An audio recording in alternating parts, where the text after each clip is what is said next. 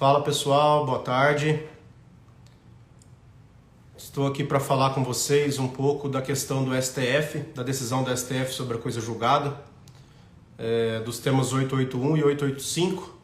E para falar sobre esse assunto, eu convidei aqui um amigo, um advogado muito renomado, um advogado com uma bagagem muito grande, que é o Daniel. Deixa eu ver se o Daniel está por aqui, que eu já vou convidar o Daniel para entrar. Daniel, você solicita aí, Dani, a entrada, que eu aprovo aqui.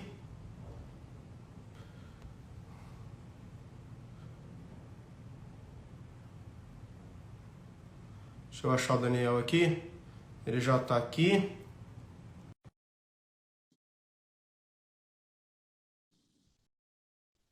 Boa tarde, pessoal. Boa tarde, William. Boa tarde, Thaís. Então, o Daniel está entrando. E aí, meu amigo? Olá, Elcio. Boa tarde, como vai? Tudo bem? Tudo bem, e você? Tudo bem, agradeço os elogios aí. Imagina, estamos juntos, meu amigo. E aí, preparado? Tudo bem, e você? Graças a Deus. Cara, primeiro, obrigado aí por aceitar meu convite. Acho que esse é um assunto que eu preciso de alguém fera para me ajudar a conduzir uma live dessa, porque foge um pouquinho das minhas 4 linhas, né? Entendo o básico do básico, e então a ideia é a gente falar um pouco sobre esse assunto, falar um pouco sobre os efeitos dessa decisão, né? Dos temas 881 e 885. Então eu vou fazer uma introdução, depois eu gostaria que você se apresentasse, falasse um pouquinho de você, da sua carreira, e aí a gente vai para os assuntos mais técnicos. Então, em resumo, a decisão do STF, acho que de uma maneira bem simplória, até para quem não é advogado ou para quem não está muito familiarizado, o ponto principal é empresas que tinham no passado uma decisão sobre, eventualmente, o não pagamento de um tributo, se hoje o STF chegar no entendimento de que aquela cobrança é constitucional e é devida, essa empresa, por mais que ela tenha tido uma decisão transitada em julgado, a Receita vai poder cobrar esse tributo não pago, mesmo que estava amparado por uma decisão. E aí o grande ponto é como vai ser cobrado, com multa e juros. Então aí a gente vai adentrando nessas questões mais técnicas, mas em resumo é isso que aconteceu, né? Traz para a gente uma baita de uma insegurança jurídica, e aí essa insegurança ela acaba sendo trazendo outros tipos de efeito, como efeitos financeiros, efeitos de investimentos, enfim. Então eu convidei o Daniel, que é um amigo, que faz parte da nossa comunidade tributária, para me ajudar aí a falar sobre esse assunto. E se vocês tiverem dúvidas, questionamentos, pode ir colocando aqui, que nós vamos tentar aí, nessa 1 hora, responder todo mundo e tentar deixar todo mundo na mesma página, né? Até porque, quando a gente tem assunto tão relevante desse, a gente sempre olha com um olhar de oportunidade, né? Isso é um lema da nossa comunidade. Então, a gente também já está olhando os problemas, mas também estamos olhando para nós, tributaristas, onde estão possíveis benefícios, né? Então, Dani, obrigado mais uma vez. Fica à vontade aí. Se apresenta aí para a galera, por favor. Bom, Elcio, eu que tenho que agradecer. Primeiramente, boa tarde. Boa tarde ao pessoal que está nos assistindo. Agradeço a você por abrir esse espaço aí, para que a gente possa aí trazer para o nosso público as novidades, né? Essa questão tão polêmica relacionada à quebra, à limitação da coisa julgada e a falta de modulação de efeitos. Enfim, como o Elcio destacou, meu nome é Daniel Zeber, eu trabalho no direito tributário há mais de 20 anos, já tive passagens por outras empresas multinacionais, empresas nacionais, e agora eu trabalho no meu escritório de advocacia, aí, dando consultorias na questão relacionada, né, ao direito tributário, assessoria, consultoria tributária. Então, é isso, Elcio. Eu acho que na questão da coisa julgada, né, como você bem destacou, o STF, no julgamento dos temas 881 e 885, como já a comunidade tributária já esperava, né, houve aí o julgamento da da quebra, da limitação da coisa julgada. E essa quebra, essa votação, ocorreu por 11-0, né? Foi feito de uma forma unânime por todos os ministros do STF, onde eles consideraram que para aqueles tributos de prestação continuada, o que são tributos de prestação continuada? São aqueles tributos que nós pagamos mensalmente ou trimestralmente, dependendo do regime tributário, que eles poderiam, né, ficar sujeitos à quebra da coisa julgada em relação a, eventualmente, se eles lá atrás fossem julgados inconstitucionais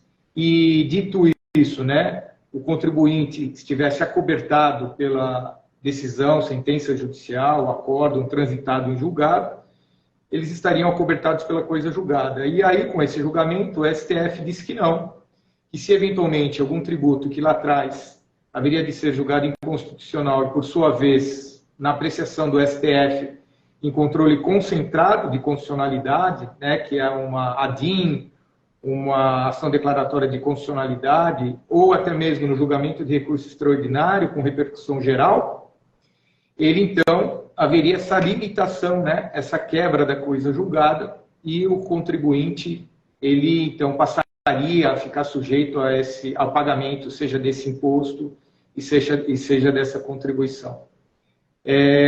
Só que o que surpreendeu, Elcio, foi o seguinte, foi que, muito embora o STF tenha imposto essa limitação à coisa julgada, o que surpreendeu foi o fato de que o próprio STF não ter realizado nenhuma modulação dos efeitos. E aí isso é muito perigoso para todo o sistema, tanto a estabilidade do sistema jurídico, e muito pior do que isso, né, o próprio sistema econômico do país, como bem destacou depois o ministro Luiz Fux. Porque é o seguinte, em várias oportunidades, o STF ele impôs a modulação dos efeitos, principalmente em questões tributárias. Porque questões tributárias, a modulação dos efeitos, tem dois aspectos que nós precisamos analisar, né? Primeiro é a segurança jurídica dessa decisão, né? E segundo é a repercussão econômica, a repercussão social que está estabelecido, né? Que deve ser levado em conta na modulação dos efeitos. Então, um exemplo disso, eu posso citar a famosa tese do século, quando houve lá a modulação dos efeitos, em que a Receita Federal estava muito preocupada com o aspecto econômico dessa decisão, né? O que ia repercutir. Então, bilhões de reais, se não me engano, 164 ou 260 bilhões de reais, a Procuradoria-Geral fez um cálculo dizendo sobre o eventual prejuízo que a União poderia tomar. E, com base nisso, o STF modulou os efeitos, dizendo que, a partir de 2017, a inconstitucionalidade, né, da inclusão do ICMS na base de cálculo do PIS/COFINS valeria a partir de 2017. O que tivesse ficado lá para trás não valeria mais. Faço a ressalva aqui das empresas e dos contribuintes que tiveram ingressado com a ação antes disso, mas ele modulou os efeitos. Agora, e para vários outros casos menos importantes. Agora, no caso dessa decisão,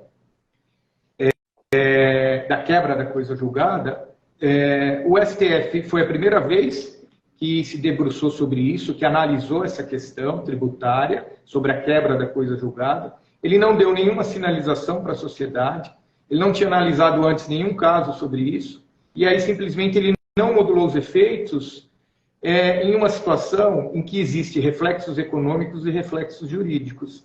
Então, muitas empresas, grandes empresas, e até pequenas, que lá atrás consideraram, né, conseguiram, né, uma sentença judicial transitada de julgado dizendo que a contribuição social sobre o lucro líquido era inconstitucional. Essa contribuição surgiu lá em 1989 e as decisões de inconstitucionalidade começaram a surgir em 92. Em 2007 ele disse que era constitucional, eu digo o STF. Só que depois, Elcio, ele demorou 15 anos, né, para analisar a questão da coisa julgada e para não modular os efeitos. Então, não foi em 2007 que ele falou isso. Sim. Foi em 2023, depois de 15 anos, quase 16 anos. E aí, não modulando esses efeitos, ele fez com que essas empresas, né, que estavam sobre o manto da coisa julgada, a estabilidade da coisa julgada, eles passassem a dever contribuição social de uma hora para outra. Então, passaram a dever bilhões de reais de uma hora para outra. Então, como é que faz? Então, se você levar isso para o cenário econômico, qual que é o investidor que vai querer investir num país onde, infelizmente, nós podemos ter a possibilidade de dever bilhões de reais de uma hora para outra? Então, eu costumo falar muito, Elcio, então eu gostaria de saber aí se nós podemos conduzir, ou se você gostaria de fazer alguma pergunta, pontuar alguma questão aí. Pode ir conduzindo aí, a ideia é te ouvir mesmo e pontuando aqui. Eu acho que você tocou num assunto bem importante da questão dos investidores, né? Então, se a gente pega, por exemplo, o Pão de Açúcar, nós temos aí uma constituição agora de um passivo que não estava provisionado de quase 300 milhões. Ou seja, e os investidores, né? E os investidores estrangeiros que podem, por exemplo, pôr o dinheiro deles numa empresa e, sem saber mais a fundo, essa empresa pode ter aí um passivo milionário que não está provisionado, que não está contabilizado, que ninguém sabe. Até a questão das próprias auditorias, porque o Pão de Açúcar é uma empresa que com certeza é auditada por uma Big Four. Eu não tenho certeza quem é, mas esses grandes grupos provavelmente são auditados sempre pelas 4 ou as 6 maiores empresas. Enfim, não tinha isso provisionado no balanço, agora vem uma conta de uma hora para outra, né? O desejo do contribuinte, né, o pedido era que tivesse a modulação, ou seja, a cobrança só a partir de 2023. Nós tivemos, por 6-5, esse pedido negado. Agora tem uma outra questão, que são as multas e juros. Então, você imagina pegar aí de 2007 para cá, quanto que tem de juros em um levantamento desse? Porque nós temos anos de Selic aí a 14%, né? Então, é uma situação que nos traz grandes problemas tributários, e aí para a gente surgem oportunidades, mas como um país, né? O mundo inteiro está olhando para nós com um olho de, opa, como que eu vou investir meu dinheiro num país desse, que não tem nem, depois de uma decisão transitada em julgado, ainda tudo pode ser revisto. Então, fica uma insegurança, e aí começa a ter os grandes problemas, os impactos em outras áreas, né? Então, muita gente só olha o financeiro, muita gente só olha o tributário, mas eu acho que a gente tem um efeito maior de tudo isso, que é a nossa visibilidade perante o mundo, né? Principalmente que a gente está vindo depois de uma pandemia, onde está tudo muito incerto ainda, né? Juros. Ontem mesmo a gente teve uma notícia de bancos, né, quebrando, investidores aí desesperados, né? Principalmente os que não estão muito por dentro das situações dos fundos garantidores, enfim. Acho que é uma coisa bem que traz um impacto muito grande para tudo. E aí, Daniel, eu queria que você comentasse um pouco dessa questão da modulação. E aí falasse um pouco, de uma maneira bem simples, o que é a modulação dos efeitos, né? E que efeito traria essa questão da modulação para esse caso específico da decisão da STF. Perfeito. Vamos lá. A questão da modulação dos efeitos, existe uma lei específica sobre a modulação dos efeitos. Ela foi criada quando o STF se posicionar, né, julgar uma questão inconstitucional ou constitucional. Ela pode ser aplicada a várias áreas, mas também e principalmente ao direito tributário, nas questões de tributos e tudo, porque ela tem um efeito econômico envolvido nisso, né, que é o orçamento da União e tudo, e ela tem também um efeito em relação à segurança jurídica. Segurança jurídica é essa que, no meu entendimento, não foi observado pelo STF nessa questão. Então, o que significa modular os efeitos? Modular é você limitar os efeitos de uma decisão judicial tomada pelo STF, que ela pode ter reflexos tanto econômicos, sociais e retroativos. Então, o STF ele tem esse poder de modular os efeitos dessa decisão. Exemplo claro disso, para nós que trabalhamos com tributário, é a questão da exclusão do ICMS da base de cálculo do PIS e da COFINS, né? Tem outras questões que ocorreram a modulação dos efeitos, né? Mas eu acho que essa fica a questão clara. Eu não sei se ficou claro em relação à modulação dos efeitos. Sim. Agora, E nessa questão importante, Elcio, em relação a relativizar a coisa julgada, a questão do julgamento da contribuição social sobre o lucro líquido, o que nós aguardávamos e o que nós levamos, né, eu digo nós, mas as entidades organizadas, os advogados que estavam defendendo as empresas que estão ali sendo sujeito ativo ou passivo nessa ação direta de inconstitucionalidade e nesses recursos extraordinários, tema 881 e 885. Eles levaram para que o STF modulasse os efeitos. Olha, então, tudo bem, o senhor está dizendo aqui que a contribuição social é constitucional. Ok, nós sabemos disso desde 2007. Só que o senhor module os efeitos, o senhor, o STF, no caso, para que a gente passe a pagar tributo a partir de 2023. Porque o STF não tinha analisado nada ainda em relação à questão da relativização da coisa julgada. E não criar um passivo tributário enorme, onde, como você bem destacou, sequer estava, e nem deveria estar destacado no balanço, nem deveria estar provisionado, porque nós entendíamos que a coisa julgada como cláusula pétrea é uma questão constitucional, né? É uma questão que as empresas não estavam fazendo nada de errado não provisionando isso. Muito pelo contrário, elas estavam acobertadas por uma cláusula pétrea da questão da coisa julgada. Então, mais uma razão para o STF ter modulado os efeitos, ou seja, dizendo que a decisão dele só valeria daqui para frente, de 2023 para frente, e não a partir de 2007. Muito embora o STF tenha dito lá na decisão dele que deve ser respeitado o princípio da anterioridade para os impostos, o princípio da anterioridade nonagesimal para as contribuições, que seriam de 90 dias, e o princípio da irretroatividade, né? Que, não, na verdade, nesse caso, não vale nada, porque ainda que você comece a contar aí os tributos a partir de 2008, você tem um passivo enorme. E tanto é verdade que o Valor Econômico destacou outro dia, numa das reportagens, que isso já está, essa decisão já está afetando os negócios de fusões, aquisições aqui no Brasil, os negócios, ninguém sabe quem que vai pagar essa conta, como que vai ser paga essa conta, se serão aplicados juros e multas, né? Qual que é a multa que será aplicada? Será que é a multa de 50% por não efetuar o pagamento do tributo lá desde 2007, que deveria, mas a empresa estava segura por uma questão da coisa julgada, ou deveria ser aplicada a multa de 75%, né? Ou se há algumas lacunas de mora. Exato. Exato. Então, assim, há algumas lacunas, existe margem, e eu espero que isso aconteça, para que seja interposto um embargo de declaração, isso ocorrerá. Para você ter uma ideia, o STF demorou 4 anos lá na questão do ICMS da base do PIS e do COFINS para julgar os embargos de declaração.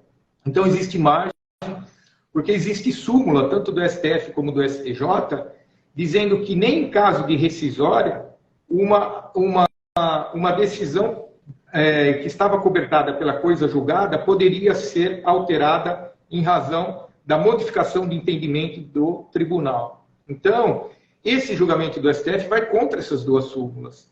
Além disso, não ficou muito certo ainda, fixado na decisão do STF, a partir de quando esse tributo poderá ser cobrado? A partir de 2007, a partir de 2008, a partir de 2016, quando foi ingressada essa ação com repercussão geral, que foi julgada agora.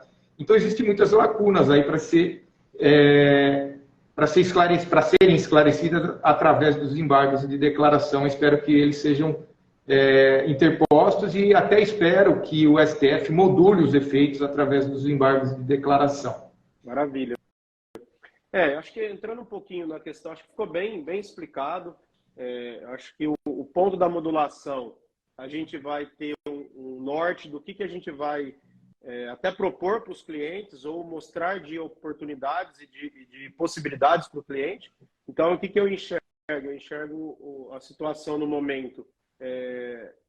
Agora, termos cautela, elencarmos as possibilidades para quem tem aí, né, esse efeito da decisão e começar a olhar com olhos de oportunidade. Então, por exemplo, provavelmente já temos um parcelamento já vigente, né?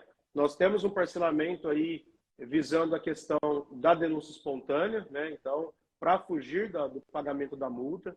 Então, para quem não sabe, hoje a gente tem uma possibilidade, antes de qualquer procedimento fiscal, fazer a denúncia espontânea e recolher os tributos devidos só com os juros de mora, né, sem a multa, mas tem todo um trâmite, um procedimento de operacionalizar isso.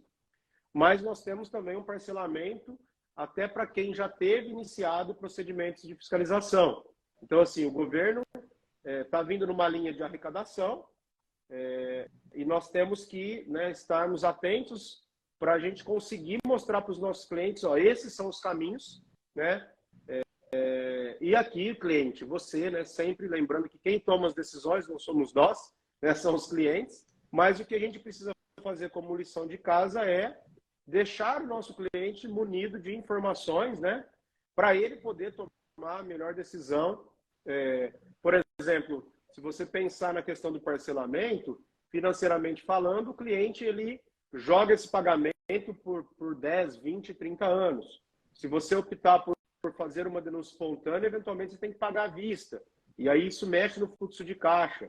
Então, quando você mexe no fluxo de caixa da empresa, automaticamente você impacta em outras situações. Você impacta na produção, você impacta na geração de emprego, você impacta muitas vezes no pagamento do tributo hoje, né, que talvez esteja sendo pago em dia, e por conta de uma situação dessa, você acaba não tendo caixa para pagar os impostos do dia a dia. Então, assim, a gente vai começar a ter vários problemas em relação a isso, né? E o que eu vejo a gente precisa ter o olhar de oportunidade, eu sempre falo isso, e estar atento a informações, a matérias, a lives como essa, e a gente sempre traz coisas interessantes. Tem muita gente fazendo live sobre o assunto, então acho que é interessante as pessoas, né, acompanharem, porque tem muita gente com visões diferentes da nossa, né? Então é importante a gente ter esse acesso a outras visões, a outros entendimentos, porque no tributário ninguém é dono da verdade. E um ponto que eu vejo também que tem acontecido, que já é um movimento desde 2020 para 2021, que é um movimento de as pessoas irem para a consultoria tributária. Então eu vejo um movimento, e eu acho que essa decisão do STF acaba por deixar isso muito claro para todo mundo, que olha, os escritórios, os prestadores de serviços de maneira geral, eles precisam ter leques de oportunidades, a gente brinca lá dentro da comunidade, esteiras de produtos para poder oferecer para os clientes, né? Porque uma coisa que eu queria que você comentasse, Daniel, qual que é a sua visão em relação às teses? Porque a gente tem ouvido muita gente falar, as teses tributárias acabaram. Eu tenho uma visão que nunca vai acabar, né? Mas eu acredito que a gente tenha margens para outros tipos de trabalho, né? E talvez hoje o contribuinte tenha um pouco mais de receio para as teses, então talvez fique mais difícil o acesso, mas não vai acabar. Então, eu queria que você comentasse um pouco qual que é a sua visão em relação a isso. Bom, vamos lá. Como você bem destacou, e sempre você fala isso lá na mentoria, o tributário ele é um oceano de oportunidades, né? E aqui nós temos uma grande oportunidade. É claro que o STF, e aqui eu quero fazer um paralelo ao jogo de tênis, ele fecha uma porta e abre uma janela, né? Então, como você bem destacou, com esse julgamento do STF, abre-se uma série de oportunidades, tanto na questão da consultoria tributária, de você se pontuar e se colocar ao lado do seu cliente e analisar se determinado questionamento judicial vale a pena ou não, e também determinar se vale a pena provisionar determinado questionamento judicial de determinado tributo ou não, a questão da assessoria jurídica para a redução da carga tributária, né?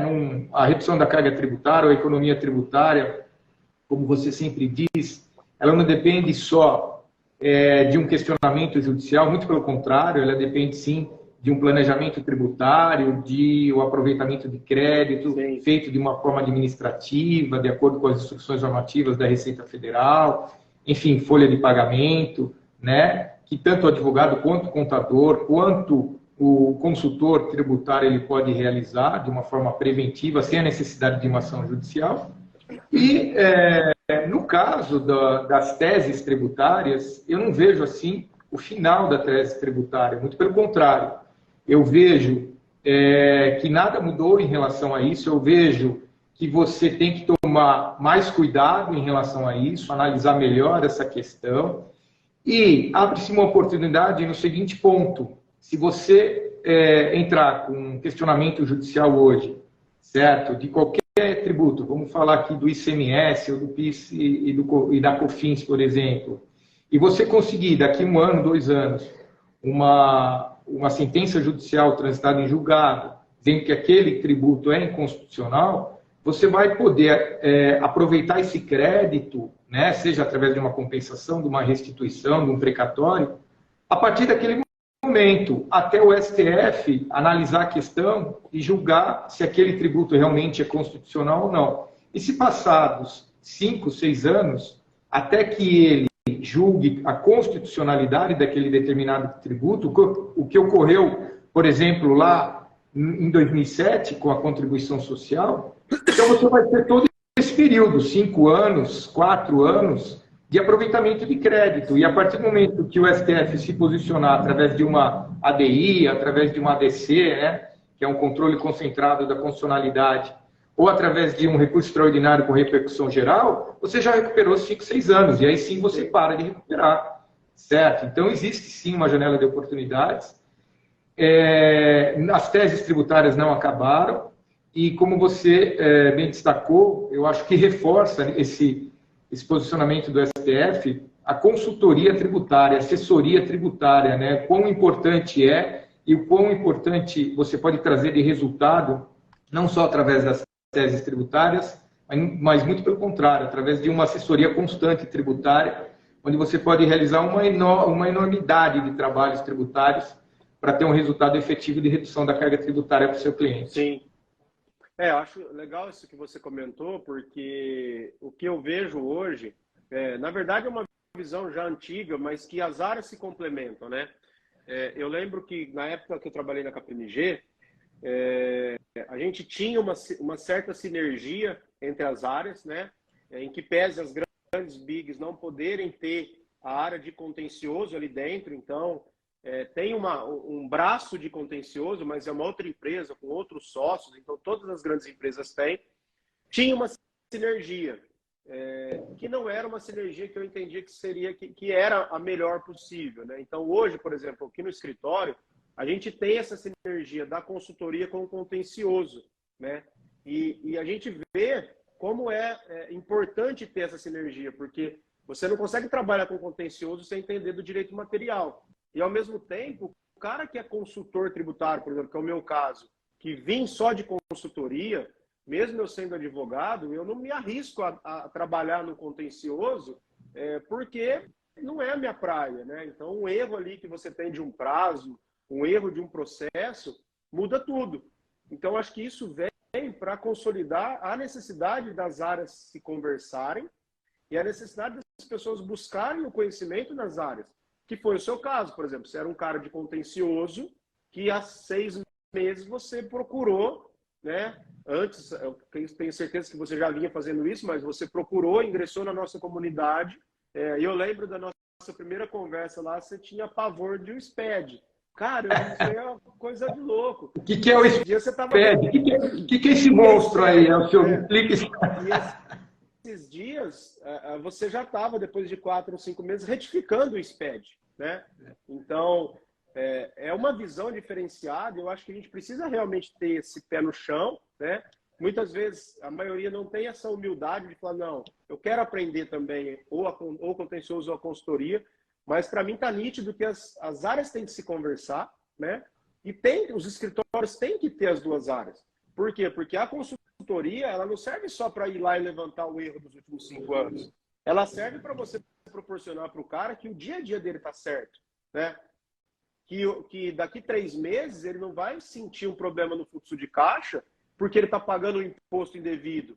Ou ele vai sentir, por exemplo, que eu já tive casos do cara tá pagando 400 mil por ano, uma empresa que fatura 3 milhões e meio, pagando 350 mil por ano a mais de imposto, porque está no regime errado. Então, assim, a consultoria tem essas consultorias, tanto jurídica quanto de consultoria tributária mesmo. Eu acho que o empresário ele vai começar a ter mais essa visão da necessidade do nosso trabalho, e eu vejo que esse é o momento da gente mostrar para ele, falar, olha tudo que está acontecendo, né? Você não pode deixar para recuperar daqui 5 anos, porque traz os 5 anos a valor presente. Quanto que é esse dinheiro no seu bolso, né? Sim. Hoje, um dividendo, sei lá, de 300 mil que você deixa de pagar para o acionista, para o sócio, daqui 5 anos, com uma Selic a 14%, nós estamos falando de 300 mil virar 650. E aí, quando você começa a mostrar esses números para o cara, ele fala, pô, né, ninguém me mostra isso. Então, o empresário ele tem que planejar, né? E ele tem que lembrar que o contencioso vai continuar existindo, a Receita vai continuar trazendo essas questões muitas vezes, por exemplo, nós tivemos agora a instrução normativa do PIS/COFINS. Quantas coisas inconstitucionais tem ali na IN, né? Ou seja, abre brecha para o contencioso. Mas quantas situações ali tem que trouxe o entendimento que no passado era incerto, por exemplo, fretes, que a consultoria consegue ver e você talvez voltar 5 anos para apropriar o crédito e começar daqui para frente. Então, tudo tudo mexe no fluxo de caixa, tudo. Eu sempre brinco que no final das contas é o bottom line lá do acionista, é o dinheiro no bolso dele. Então, se ele não conseguir ter essa visão de que o tributário é um negócio muito impactante para o negócio dele, que o tributário, às vezes, equivale a 30%, 40% do faturamento. Quando você pega uma empresa lucro real, que paga PIS/COFINS, paga o INSS pela folha, o cara paga 40% do imposto, né? Exato. E muitas vezes o cara o tributário eu não ligo, o meu contador faz, eu não tenho, vou gastar 5 mil por mês para pagar um consultor. Então, eu acho que isso também vai mudar essa visão do empresário, né? Da necessidade e da valorização do trabalho, tanto do contador, quanto do consultor, quanto do advogado. Elcio, você destacou um ponto que, inclusive, o Fred aqui está nos assistindo, ele sempre fala que o tributário é estratégico, né? Ou seja, isso impacta quanto no custo da empresa? 40%, 30%, então, né? Então, se o cara não olhar para o tributário e não buscar formas legais de reduzir a sua carga tributária, esse cara ele vai perder a concorrência, né? Na verdade. Né? Exato, competitividade, essa palavra, perfeito, em relação aos seus concorrentes. E como você bem destacou no caso da questão em relação à assessoria tributária, né, o advogado ou o contador, eu entendo da seguinte forma, e aí foi um grande aprendizado entrar na mentoria no seguinte aspecto: nós estamos sempre aprendendo. Eu acho que isso é o primeiro, você não sabe tudo, nós estamos sempre aprendendo, o conhecimento está aí, hoje o conhecimento é compartilhado, e você é capaz de ter tudo hoje no Instagram, na internet. Então, eu acho que para o profissional que quiser se destacar no mercado hoje, ele tem que estar estudando sempre, tem que estar aprendendo sempre.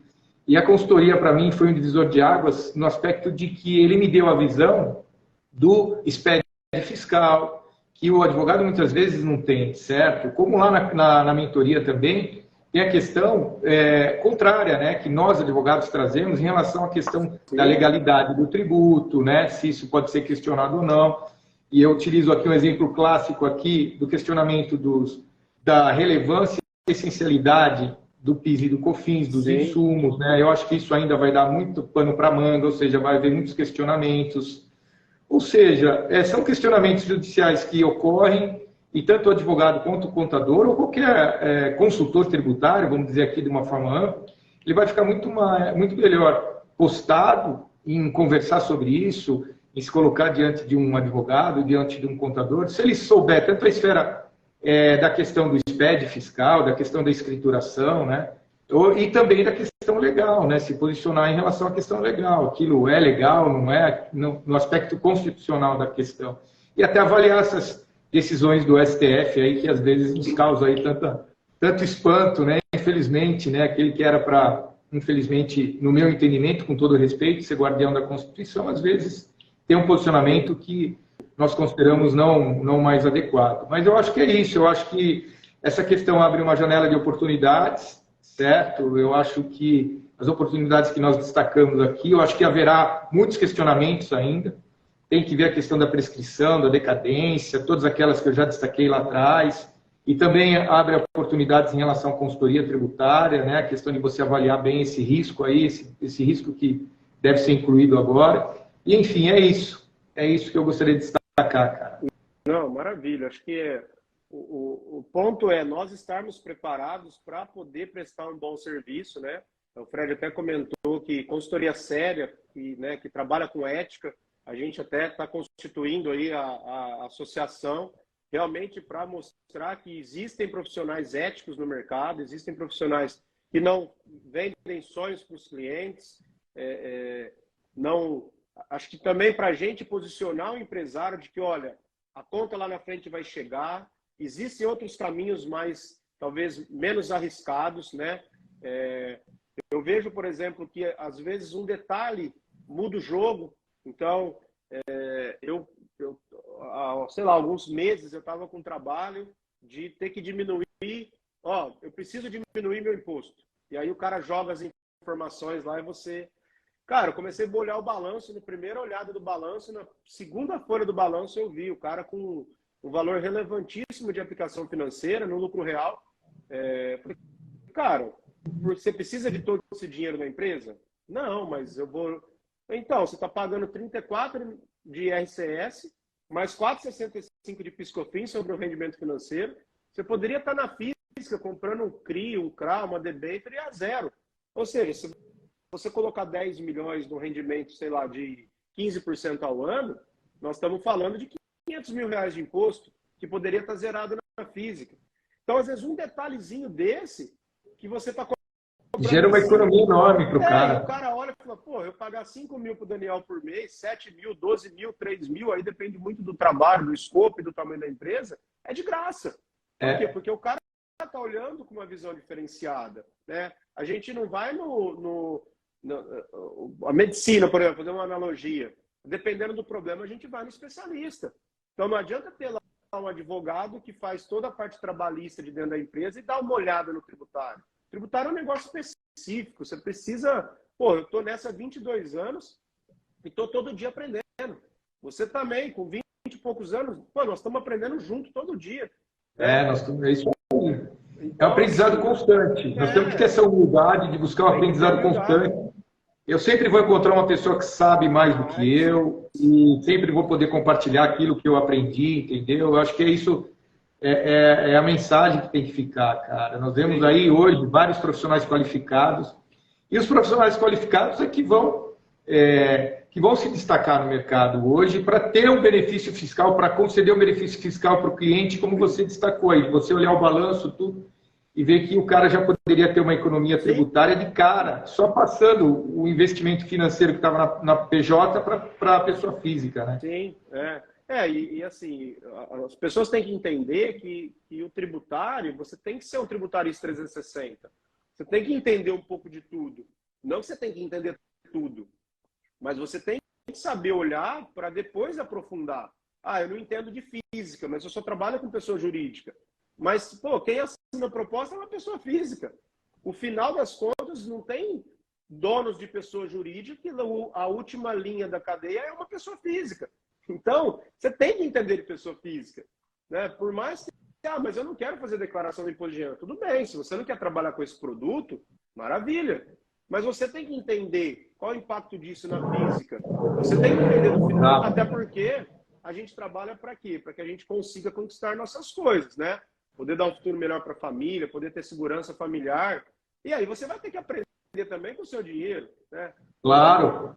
É um investimento que você faz. Sim, então nunca é perdido. Então, assim, a gente bate muito lá dentro da comunidade isso, né?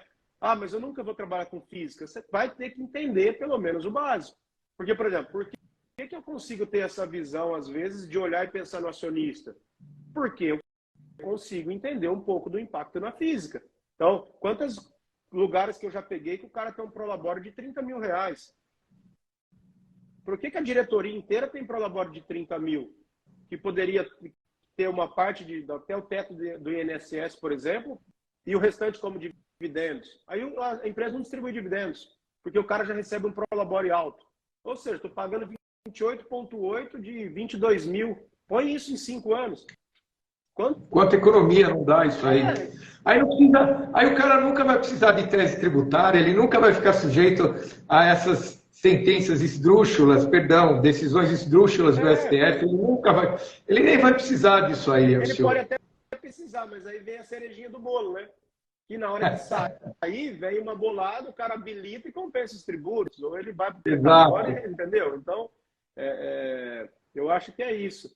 Bom, se você me permitir, eu gostaria de destacar a seguinte questão. Se eventualmente numa tese tributária, se você vier questionar determinado tributo, e hoje existem várias teses tributárias em andamento, várias, do RAT, do PIS/COFINS, da própria exclusão do PIS/COFINS, do próprio PIS/COFINS, enfim, do imposto de renda, uma série delas. Isso.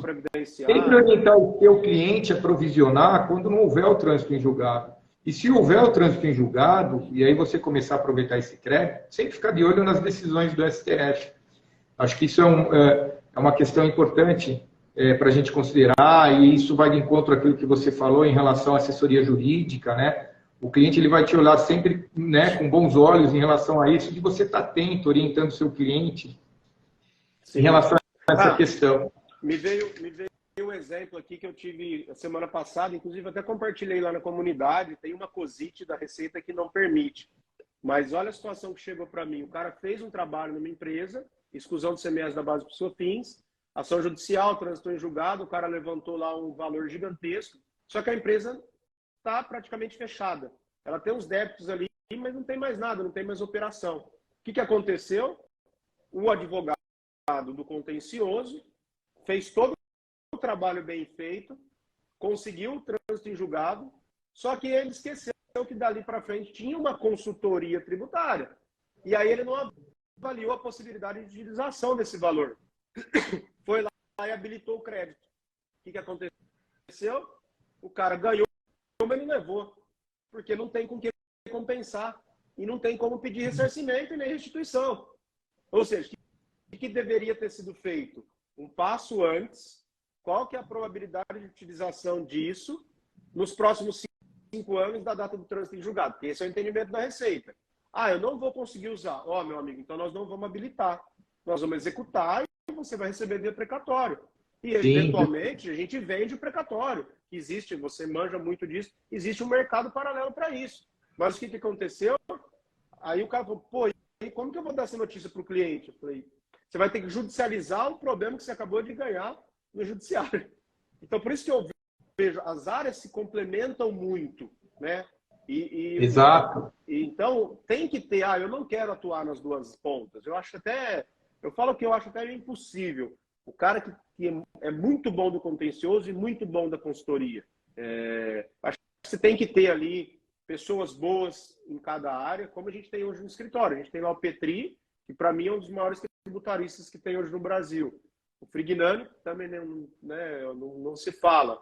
E a consultoria tributária, por mais que eles entendam da consultoria tributária, eu dou ali uma parcela de contribuição. Então, assim, a gente discute coisas de alto nível. Então, os escritórios precisam começar a pensar nisso, porque às vezes você ficou lá, imagina esse cara, ele está com uma ação desde 2013. Cara, 10 anos para você ganhar ação. E agora me fala, você acha que o contribuinte vai ter dinheiro para pagar os honorários? Não vai. O cara está com a empresa parada. Ou seja, você ganhou e não levou. Por conta, talvez, de um erro de análise. Olha o dinheiro que esse cara perdeu, olha o dinheiro que ele deixou na mesa. Por falta de uma... E fala com a mentoria, cara, pô, se tivesse lá dentro, eu não teria feito essa merda, né? Então, acho que o recado principal é esse, né, o Dani? É que tudo é oportunidade, né, cara? Tudo é oportunidade, tudo é aprendizado contínuo, a gente nunca sabe tudo, a gente está, né, aprendendo sempre. Quando a gente tem a convivência em comunidade, isso fica muito mais fácil, porque as dúvidas são sanadas. as pessoas entram em contato umas com as outras. Hoje a gente tem a facilidade do Zoom, do Teams. De eu entrar aqui e falar, Dani, me ensina a fazer um SPED aí. Se você entrar ali comigo, compartilhar minha tela e você mostrar as telas de onde que sai cada informação. Não tinha isso no passado, né? Não tinha. Hoje é tudo informatizado. Hoje você tem acesso a todas essas questões. Quando você trabalhava lá, se não me engano, na KPMG, não tinha nada disso, né? Bom, cara, quando eu entrei na KPMG, nem todo mundo tinha computador. A gente não ia para os clientes em 2002, não tinha nem acesso à internet dos clientes. Então, e aí... Fazia tudo manual, pedia para imprimir. Você vê as oportunidades hoje. Então... Você vê as oportunidades hoje que nós temos. Mas, enfim, Elcio, eu não sei se tem alguém que gostaria de fazer alguma pergunta relacionada a... Tinha uma pergunta aqui, eu vou ler ela para você.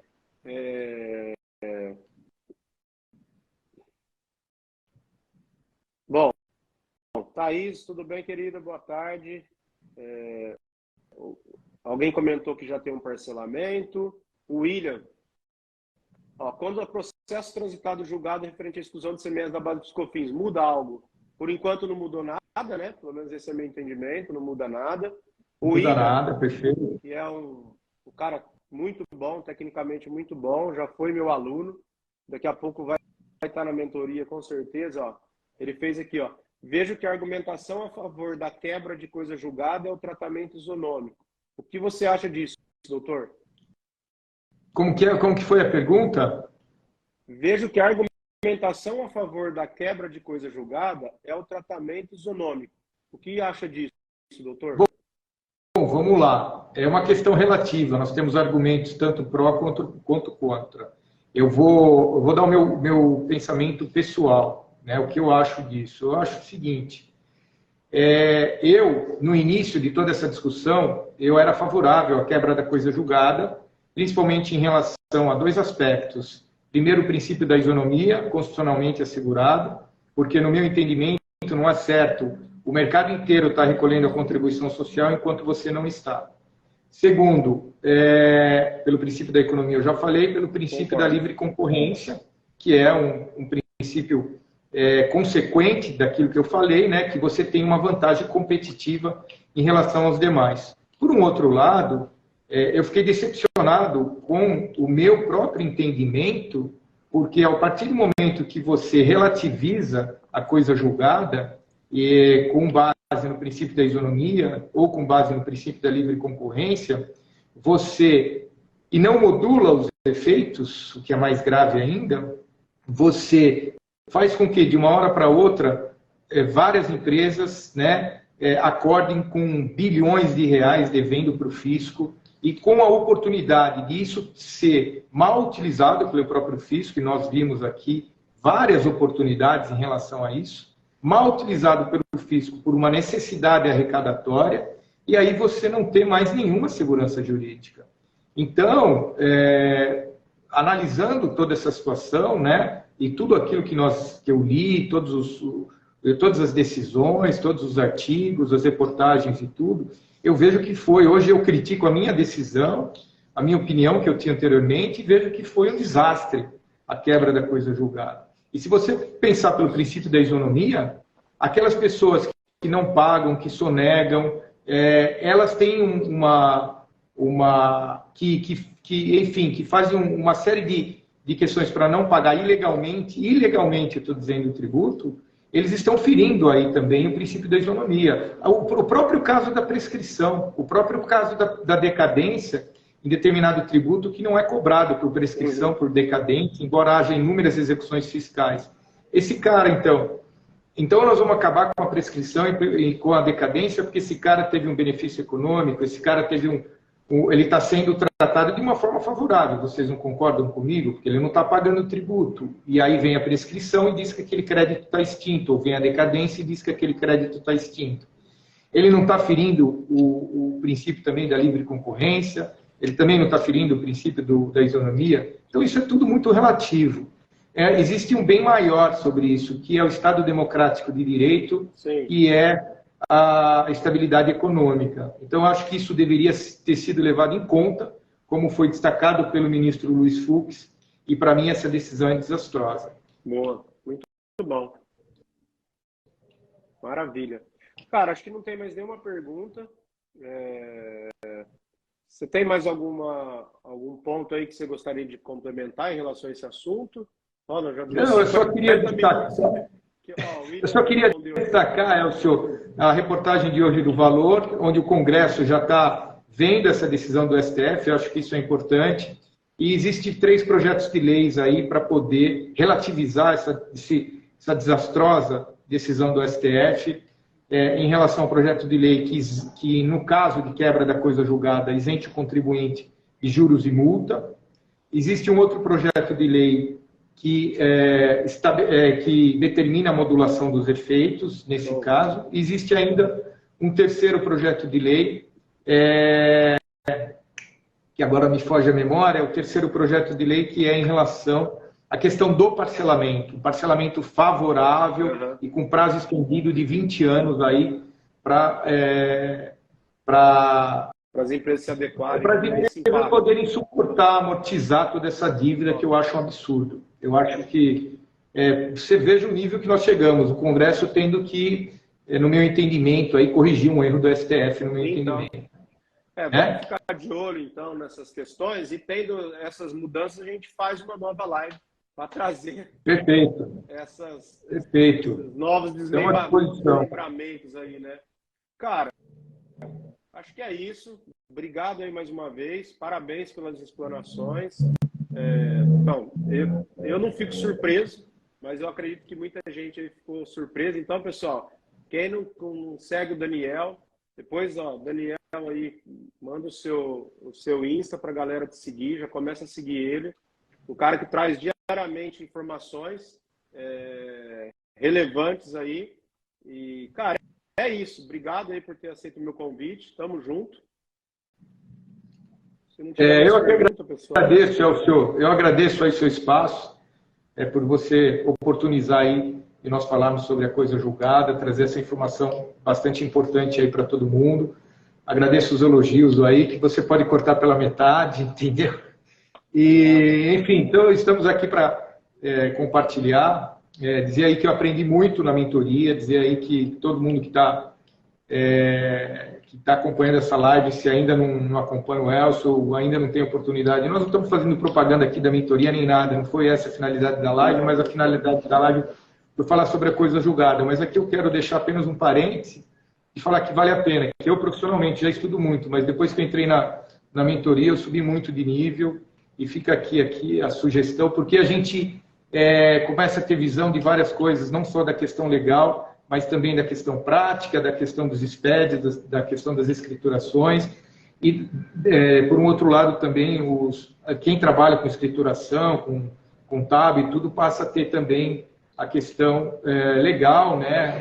Começa a trocar ideias e tudo isso faz com que a gente cresça muito na nossa profissão e se torne aí profissionais diferenciados. Sim. Então é isso. Quem anda com tubarão, nada com tubarão, é isso. Quem sardinha, nada com sardinha, é isso aí. Pô, mais de 100 profissionais ali, né? Então não tem como ser diferente. E todo mundo no mesmo espírito, né? Uns ajudando os outros e todo dia acontece isso, né? Então, muito legal que a gente está criando, que a gente já criou, né? Já está consolidado aí. E é um prazer ter você junto, irmão. Tamo junto. Obrigado mais uma vez. Obrigado. Pessoal, obrigado, pessoal, que nos assistiu aí. Obrigado, Elcio. Obrigado por tudo aí. Grande abraço aí. Abraço. Valeu, pessoal. Até a próxima. Um abraço. Tchau, tchau.